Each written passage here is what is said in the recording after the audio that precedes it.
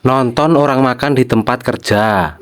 Halo guys, assalamualaikum. Langsung saja di awal video tanpa menunggu waktu lama, ku perlihatkan teman-teman sedang makan bersama, menikmati jam istirahat kerja, dan aku hanya mengamati didampingi dua serigala berbulu halus bukan domba. Gak usah dibayangkan lah ya, yakin aja bentuknya pasti sama. Oke teman-teman, seperti inilah kegiatan kita di setiap jam istirahat kerja. Ada yang makan sambil memamerkan telurnya dan sedang dalam pengawasan kucing betina, seleb sedikit diremes kayaknya. Dan ada juga yang tidur membangun mimpinya. Selanjutnya setelah itu aku keluar di Jaba untuk mencari-cari kesalahan kalau ada, dan ku dapati mereka bertiga yang sedang asik bercengkrama. Lalu salah satu teman ada yang mendadak-dadak. Ku kira kepada kamera, gak taunya karena ada wanita.